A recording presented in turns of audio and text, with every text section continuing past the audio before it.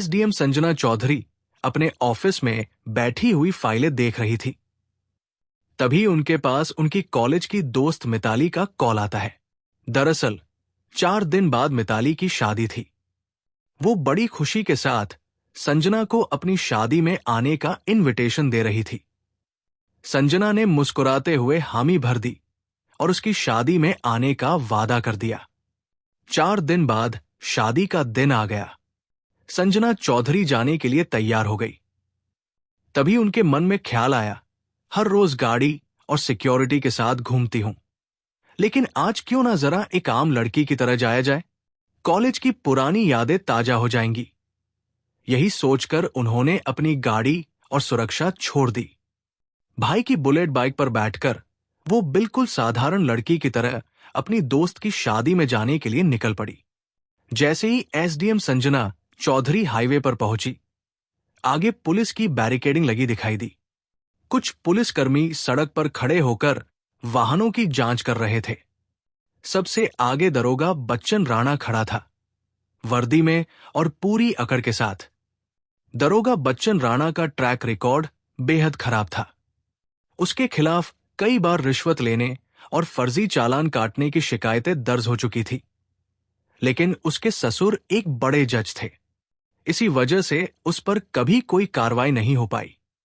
अब वो जिस महिला को रोकने जा रहा था, उसे अंदाजा भी नहीं था कि ये महिला उसकी पूरी जिंदगी तहस नहस कर सकती है।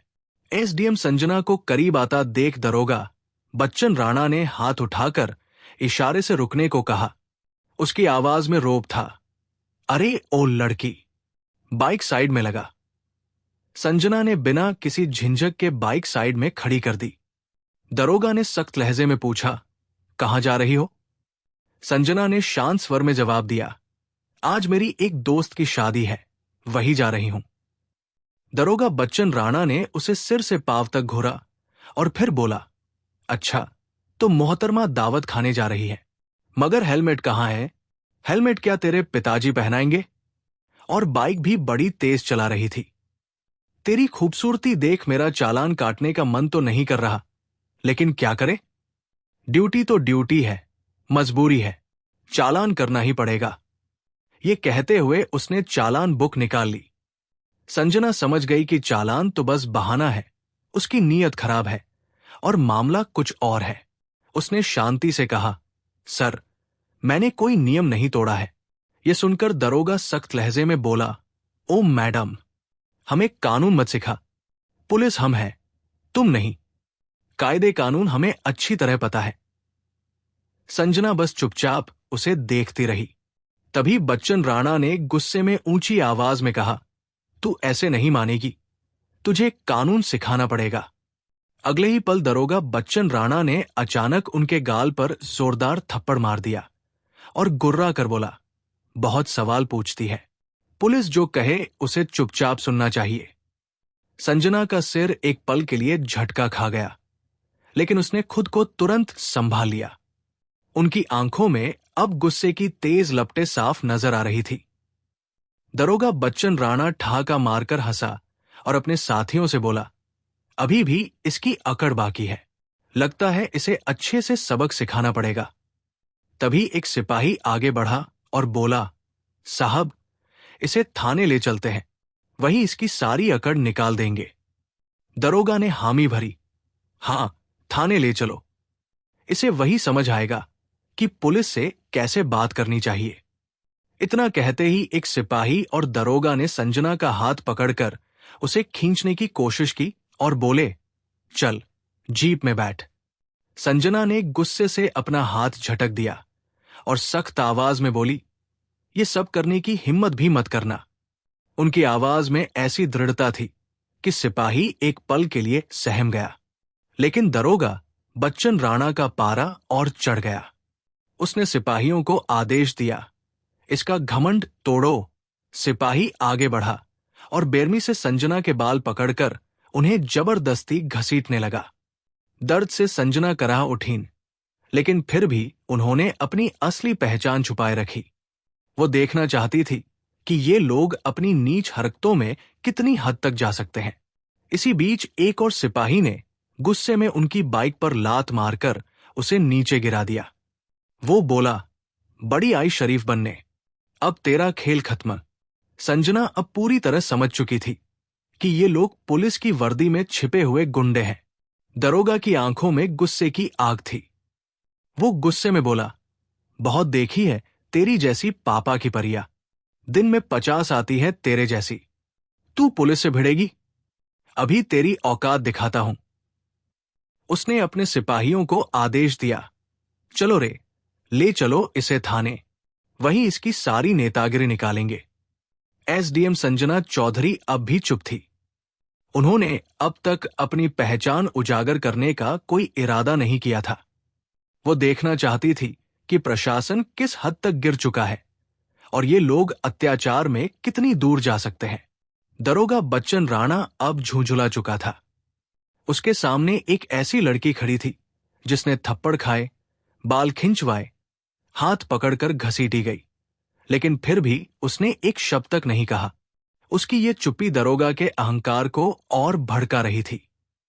उसने गुस्से से सिपाहियों को घूरते हुए आदेश दिया, ले चलो इसे थाने, वही देखेंगे इसका क्या करना है। 2 सिपाहियों ने संजना के दोनों हाथ पकड़ लिए और जबरदस्ती घसीटने लगे। तभी संजना ने पहली बार जोर से कहा, छोड़ो मुझे। दरोगा हंस पड़ा और बोला, ओहो, अब जुबान खुली है तेरी? चल, थाने में देखेंगे कितना बोलती है। थाने पहुंचते ही दरोगा बच्चन राणा ने जोर से चिल्लाकर कहा, अरे, कोई चाय पानी और समोसे लाओ, आज एक स्पेशल केस आया है। संजना अब भी शांत खड़ी थी। वो गौर से देख रही थी कि आम जनता के साथ पुलिस किस तरह का व्यवहार करती है। कुछ देर बाद दरोगा ने अपने जूनियर को पास बुलाया और धीरे से कहा, सुन, किसी तरह इस पर कोई फर्जी केस बनाकर डाल दे। सिपाही चौंक कर बोला, क्या केस साहब? दरोगा ने कहा, कोई भी, चोरी, लूट, डकैती, जो भी ठीक लगे, बस इसे अंदर डालना है, इसकी अक्ल ठिकाने लगानी है, इसकी सारी नेतागिरी निकालनी है। संजना ये सब सुन रही थी, लेकिन अब भी उसने कोई प्रतिक्रिया नहीं दी। वो चुपचाप सब सह रही थी, मानो सही समय का इंतजार कर रही हो।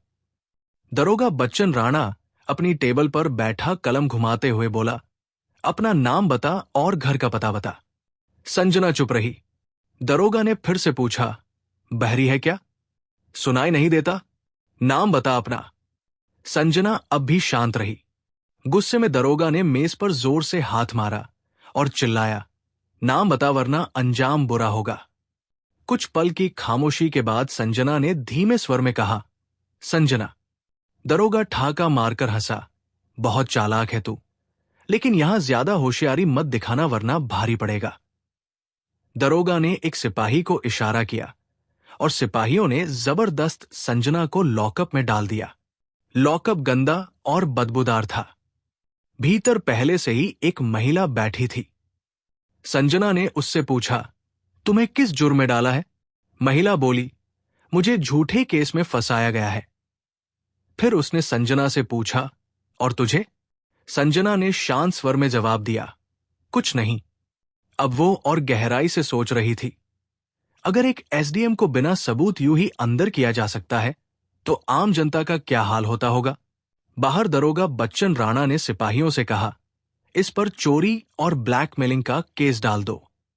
सिपाही हिचकिचाया, लेकिन साहब, बिना सबूत के? दरोगा हंस पड़ा, सबूत? इस थाने में सबूत ही तो बनाए जाते हैं। कुछ देर बाद बच्चन राणा खुद लॉकअप में आ पहुंचा। वो गुस्से में हाथ उठाकर संजना को थप्पड़ मारने ही वाला था कि तभी दरवाजे से एक कड़क आवाज आई, रुक जाओ। सभी की नजरें दरवाजे की ओर घूमी। वहां पुलिस अफसर सोहन कुमार खड़ा था। थाने में उसकी छवि एक ईमानदार अधिकारी की थी। सोहन ने लॉकअप में बंद महिलाओं की हालत देखी तो उसके चेहरे पर शिकन उभर आई। उसने सख्त आवाज में पूछा, ये सब क्या हो रहा है? बच्चन राणा हल्की मुस्कान के साथ बोला, कुछ नहीं सर, बस एक सड़क छाप लड़की ज्यादा होशियारी दिखा रही थी तो सबक सिखा रहे थे। सोहन ने संजना की तरफ गौर से देखा। उसके हाव भाव किसी साधारण महिला जैसे नहीं थे। उसे कुछ अजीब लगा। उसने बच्चन राणा से पूछा, इस महिला का जुर्म क्या है? बच्चन राणा थोड़ा हड़बड़ा गया। सर, इसने चेकिंग के दौरान बदतमीजी की थी।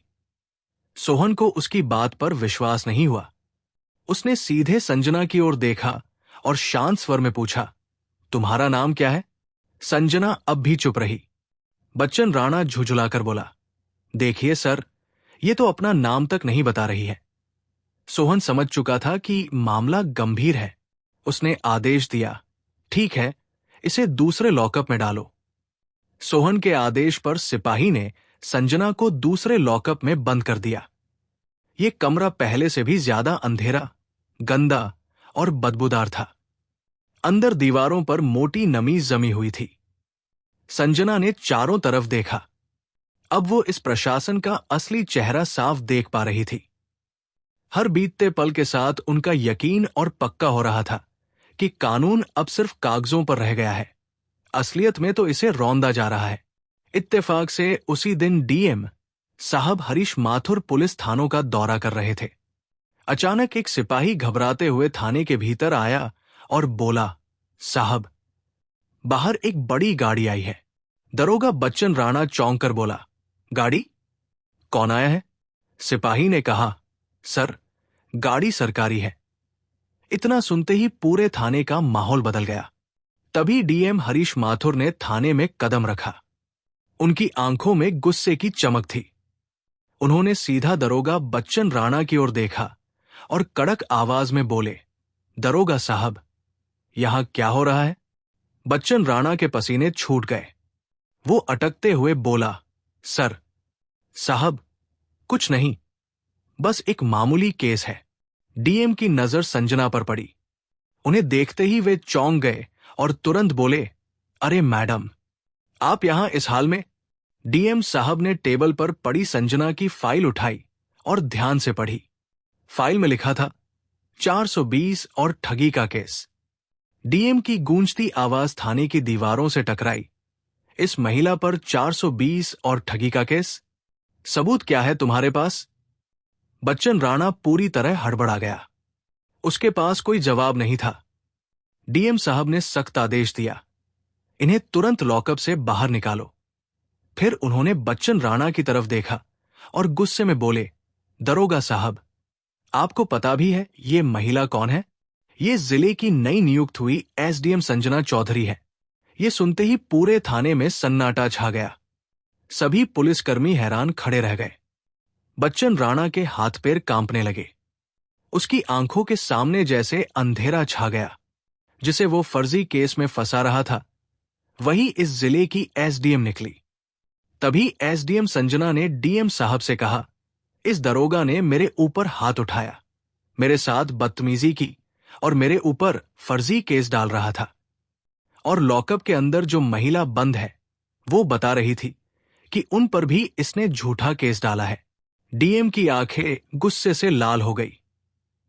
उन्होंने कड़े स्वर में कहा, क्यों दरोगा बच्चन राणा, तुम्हारी हिम्मत कैसे हुई एसडीएम मैडम पर हाथ उठाने की और झूठा केस डालने की, और एक निर्दोष महिला पर भी? बच्चन कुछ बोलने ही वाला था कि तभी पुलिस अफसर सोहन कुमार तेज आवाज में बोला, सर, मुझे पहले से ही शक था कि यहां कुछ गड़बड़ है। अब बच्चन राणा पूरी तरह अकेला पड़ चुका था। संजना ने अब अपना असली रूप दिखाया। उनकी आवाज अब भी शांत थी, लेकिन लहजा इतना सख्त कि पूरे थाने में खामोशी छा गई। दरोगा बच्चन राणा, तुम्हें इसी वक्त सस्पेंड किया जाता है। तुम्हारे खिलाफ विभागीय जांच बैठेगी और तुम पर आपराधिक मुकदमा दर्ज होगा। बच्चन के होश उड़ गए। उसके चेहरे पर हवाइयां उड़ रही थी। एसडीएम संजना चौधरी ने आगे कहा, अब तुम्हारी असली जगह तुम्हारी अपनी जेल में होगी। गिरफ्तार करो इसे। डीएम हरीश माथुर ने भी कड़क आदेश दिया। दरोगा बच्चन राणा को तुरंत हिरासत में लो। पूरा थाना सख्ते में आ गया। जो सिपाही अभी तक बच्चन के इशारे पर चलते थे, वही अब उससे दूरी बनाने लगे। पुलिस ऑफिसर सोहन कुमार ने आवाज लगाई, हवलदार, दरोगा बच्चन राणा को हिरासत में लो। सिपाही आगे बढ़े और बच्चन राणा को पकड़ लिया। उसके चेहरे का रंग उड़ चुका था। उसे पहली बार एहसास हुआ कि उसका खेल अब खत्म हो गया है।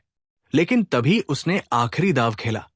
उसने हंसते हुए कहा, रुकिए एसडीएम मैडम, क्या आपको लगता है कि इस थाने में सिर्फ मैं ही भ्रष्ट हूं? पूरा सिस्टम मेरे साथ है। ये सब पुलिस वाले भी शामिल हैं और कड़ियां ऊपर तक जुड़ी है। ये सुनते ही कई पुलिसकर्मी घबरा गए। उनके चेहरों पर डर साफ झलक रहा था। कुछ ने निगाहें झुका ली तो कुछ के पैर कांपने लगे। संजना ने डीएम की ओर देखा और गंभीर आवाज में बोली, सर, यह सिर्फ एक अफसर का मामला नहीं है। इस पूरे थाने की गहन जांच जरूरी है।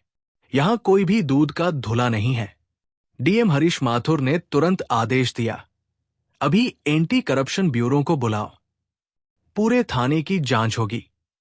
डीएम के आदेश के साथ ही थाने में अफरातफरी मच गई। कुछ पुलिसकर्मी बुरी तरह सहम गए।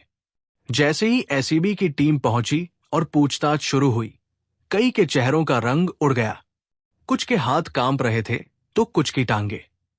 माहौल पूरी तरह बदल चुका था।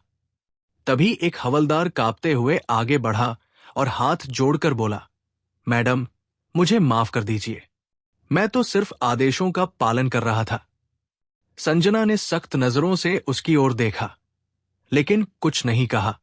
इसी बीच एक और सिपाही डरते डरते एक फाइल लेकर आगे बढ़ा और बोला, मैडम साहिबा, हमारे बड़े साहब भी इसमें शामिल हैं। संजना चौधरी चौंक कर बोली, कौन बड़े साहब? सिपाही ने घबराते हुए धीरे से कहा, एसएसपी साहब। थाने में एक बार फिर सन्नाटा छा गया। अब मामला सिर्फ बच्चन राणा तक सीमित नहीं था। भ्रष्टाचार की जड़ें और भी गहरी थी। डीएम हरीश माथुर ने गहरी सांस ली और सख्त लहजे में कहा, इस थाने का पूरा स्टाफ तत्काल प्रभाव से निलंबित किया जाता है। विभागीय जांच बैठेगी और एसीबी पूरी छानबीन करेगी। ये सुनते ही थाने में हड़कंप मच गया। कुछ पुलिसकर्मी घबराकर अपने फोन निकालने लगे। कोई बचने का रास्ता ढूंढने लगा तो कुछ चुपचाप सिर झुकाकर खड़े रह गए। लेकिन अब कोई नहीं बच सकता था। संजना चौधरी ने दृढ़ स्वर में डीएम साहब से कहा, अब हमें एसएसपी साहब से भी पूछताछ करनी होगी। डीएम साहब ने तुरंत आदेश दिया, एसएसपी को अभी बुलाया जाए। पत्रकारों को जैसे ही खबर मिली कि पूरा थाना सस्पेंड हो गया है, वे तुरंत ब्रेकिंग न्यूज देने लगे। अब मामला पूरे जिले में फैल चुका था। थोड़ी देर बाद एसएसपी साहब भी थाने में पहुंच गए। उन्होंने चारों तरफ देखा और तेज आवाज में कहा, यह क्या नाटक चल रहा है? लेकिन एसडीएम संजना चौधरी शांत खड़ी थी। उन्होंने सीधी नजर एसएसपी की आंखों में डालते हुए ठंडी लेकिन दृढ़ आवाज में कहा, क्या आपको लगता है कि आप बच जाएंगे? फिर उन्होंने फाइल एसएसपी के हाथों में थमा दी और कहा, ये देखिए आपके सारे काले कारनामों के सबूत। फाइल में घोटाले, फर्जी केस और वसूली के पुख्ता सबूत दर्ज थे। एसएसपी के चेहरे का रंग उड़ गया। माथे से पसीने की बूंदें टपकने लगी। डीएम साहब ने अब देर नहीं की। उन्होंने सख्त आदेश दिया, एसएसपी को तुरंत गिरफ्तार करो। उनके खिलाफ विभागीय जांच के साथ साथ आपराधिक मुकदमा दर्ज होगा। इतने बड़े अधिकारी की गिरफ्तारी का आदेश सुनकर पूरा पुलिस महकमा हिल गया। ये पहली बार था जब किसी ने इतनी ऊंची कुर्सी पर बैठे अधिकारी को खुलेआम बेनकाब किया था। जैसे ही एसएसपी की गिरफ्तारी हुई, मामला राज्य स्तर तक पहुंच गया। मुख्यमंत्री ने तत्काल आदेश दिया, जिले के सभी भ्रष्ट अधिकारियों की सूची बनाई जाए और उन्हें गिरफ्तार किया जाए। इस आदेश के बाद 40 से ज्यादा पुलिस अधिकारी, 20 आईएएस अफसर और कई बड़े राजनेता गिरफ्तार कर लिए गए। एसडीएम संजना चौधरी की ईमानदारी और साहस ने पूरे सिस्टम को हिला दिया। अब जिले में एक नई प्रशासनिक टीम नियुक्त हुई और भ्रष्टाचार पर सख्ती से निगरानी रखी जाने लगी। संजना चौधरी ने अपना कर्तव्य पूरा किया। उन्होंने साबित कर दिया कि अगर इरादे मजबूत हो तो ईमानदारी से पूरा सिस्टम बदला जा सकता है। दोस्तों, इस कहानी से हमें एक गहरी सीख मिलती है।